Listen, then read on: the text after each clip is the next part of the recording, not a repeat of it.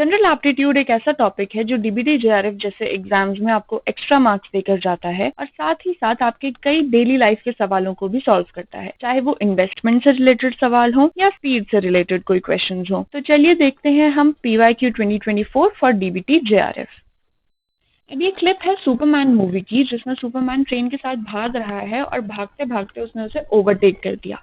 अब यहाँ पर एक फिजिक्स का छोटा सा कॉन्सेप्ट है जिसको हम एक क्वेश्चन के थ्रू समझते हैं। तो चलिए पहला क्वेश्चन देखते हैं। A 150 meter long train is running with a speed of 68 km per hour. How long will it take for the train to pass a man who is running at 8 km per hour in the same direction as the train? 1. 12 seconds, 2. 11 seconds, 3. 9 seconds, 4. 10 seconds. अब एक train भी move कर रही है और एक आदमी भी मूव कर रहा है, दोनों सेम डायरेक्शन में मूव कर रहे हैं। तो क्वेश्चन ये है कि कितनी देर बाद जो ट्रेन है वो आदमी को ओवरटेक करते हुए आगे निकल जाएगी। तो जब ऐसे दो मूविंग ऑब्जेक्ट्स की बात होती है तो यहाँ पर फिजिक्स का कॉन्सेप्ट रिलेटिव स्पीड का आ जाता है। So what is relative speed? Relative speed is the speed of one object as observed from another moving object. It is especially useful when two objects are moving towards और away from each other. तो relative speed में दो cases होते हैं, या तो दो objects एक दूसरे की तरफ आ रहे हैं, ऑपोजिट डायरेक्शन में मूव कर रहे हैं, तो यहाँ पर स्पीड एड अप हो जाएंगी। वहीं अगर दोनों ऑब्जेक्ट सेम ही डायरेक्शन में जा रहे हैं तो यहाँ पर स्पीड सबट्रैक्ट हो जाएंगी। तो चलिए वापस क्वेश्चन पर आते हैं। तो क्वेश्चन में था कि हमारे पास एक ट्रेन है जिसकी लेंथ है 150 metres,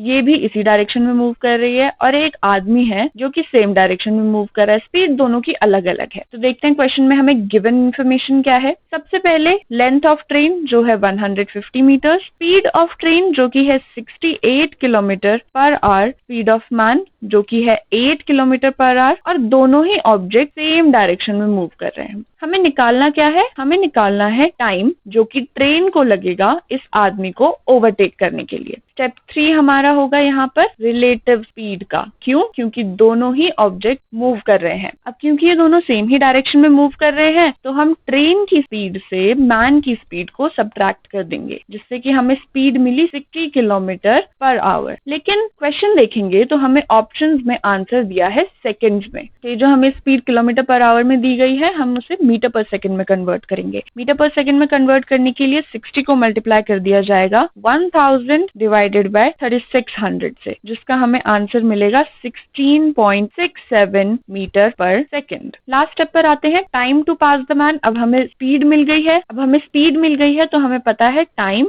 is equals to distance into speed. अब डिस्टेंस हमारे पास कितना है? 150 मीटर जो कि ट्रेन की लेंथ है, और उसको हम मल्टीप्लाई करेंगे जो स्पीड हमने अभी फाइंड आउट की थी, यानी 16.67 से। तो हमें फाइनली आंसर क्या मिला? 9 second. That means option 3 is the right answer. अब स्कूल में स्पोर्ट्स डे के टाइम पे रिफ्रेशमेंट्स तो सबको मिलते थे, लेकिन किस तरीके से इनको डिवाइड किया जाए कि हर बच्चे के पास बराबर आए, यहाँ पर मैथ्स यूज होती है। तो एक क्वेश्चन के थ्रू समझते हैं कि ऐसी प्रॉब्लम्स को कैसे सॉल्व किया जाता है। 380 bananas are distributed among 85 students.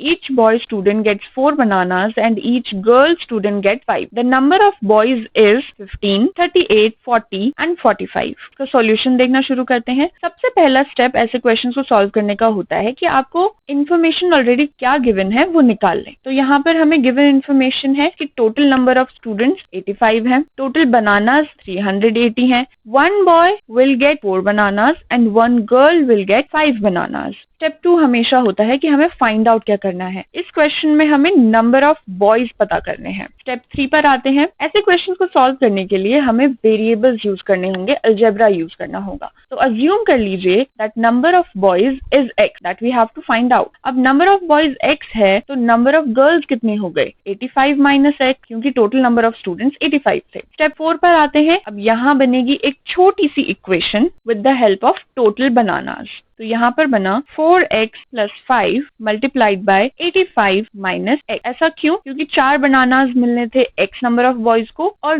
Girls को जो कि 85 माइनस x है उन्हें मिलने थे 5 बनाना। तो इसको जब हम सॉल्व करेंगे तो हमारे पास कुछ इस तरीके से इक्वेशन बनकर आएगी 4x plus 425 minus 5x equals to 380। तो फाइनली जब इसको सॉल्व किया जाएगा तो x हमें मिलेगा 45, जिससे कि option 4 is our correct answer. अब मान लो कुछ दोस्तों ने मिलकर सपना देखा कि हम बहुत अमीर बन जाएंगे, कैसे पार्टनरशिप में एक बिजनेस चालू करते हैं। अब बिजनेस चालू किया तो उसमें प्रॉफिट भी होगा, लॉस भी होगा। अब किसने कितना इन्वेस्टमेंट किया और उसके हिसाब से उसे कितना प्रॉफिट या कितना लॉस होने वाला है, ये हम मैथमेटिकल कॉन्सेप्ट से समझ सकते हैं। तो इसी से रिलेटेड चलिए एक क्वेश्चन देखते हैं। A, B and C started a business and invested capital in the ratio of 3:2:1. The ratio of months for which they invested is 3:5:4. If A's profit share is 1,000 rupees more than C's, then B's share in the profit in rupees will be. तो यहाँ पर तीन दोस्त मिले A, B और C और उन्होंने एक बिजनेस स्टार्ट किया। अब उन्होंने इन्वेस्टमेंट अलग अलग अमाउंट में किया, ठीक है, और अलग अलग ड्यूरेशन के लिए भी किया। अब यहाँ बताया है कुछ रिलेशन प्रॉफिट से रिलेटेड और हमें फाइनली बताना है कि B का प्रॉफिट कितना होने वाला है। ऑप्शंस हमारे हैं 1200, 2500, 1500 और 2000। तो ऐसे जो इन्वेस्टमेंट वाले क्वेश्चन होते हैं उनके लिए कुछ ट्रिक हैं जो आप याद रख सकते हो, जिससे ये क्वेश्चंस आपके चुटकियों में सॉल्व हो जाएंगे। तो पहला है profit is equals too invested capital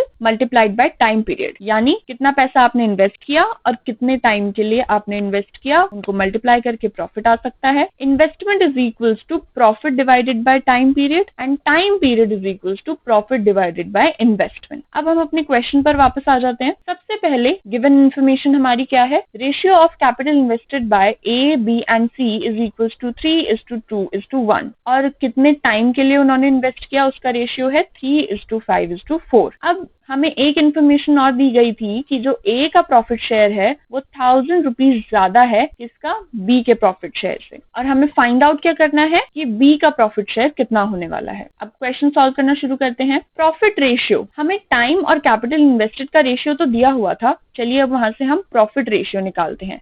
तो फॉर्मूला के अकॉर्डिंग कैपिटल इन्वेस्टेड और टाइम पीरियड को मल्टीप्लाई कर प्रॉफिट आएगा। तो A का प्रॉफिट हुआ 9, B का हुआ 10 और C का हुआ 4, जिससे हमें प्रॉफिट रेशियो फाइनली मिला 9:10:4। स्टेप 4 पर आते हैं। प्रॉफिट शेयर हमारा क्या बनने वाला है, A का बनेगा 9x, B का 10x और C का 4x। स्टेप 5, अब ये वाली जो हमारी इन्फॉर्मेशन थी कि A का प्रॉफिट शेयर C के प्रॉफिट शेयर से 1,000 रुपीज ज्यादा है, तो वही इन्फॉर्मेशन यूज करेंगे, यानी 9x जो कि A का प्रॉफिट शेयर था और 4x जो कि C का प्रॉफिट शेयर था, उनके बीच में रिलेशन बनाएंगे 9x equals to 4x plus 1000। अगले स्टेप पर आते हैं। x को निकालने के लिए हम इस इक्वेशन को सॉल्व करेंगे। इक्वेशन को हमने सॉल्व किया, ट्रांसपोजिशन किया, जिससे हमें मिला x इज इक्वल्स टू 200। अब हमें x की वैल्यू मिल गई है तो हम आसानी से B का प्रॉफिट शेयर भी निकाल सकते हैं। तो B का प्रॉफिट था 10x और x की वैल्यू हमने अभी निकाली 200, तो फाइनली B का प्रॉफिट शेयर बना 2000 रुपीज, जिससे हमें पता लगता है ऑप्शन 4 इज द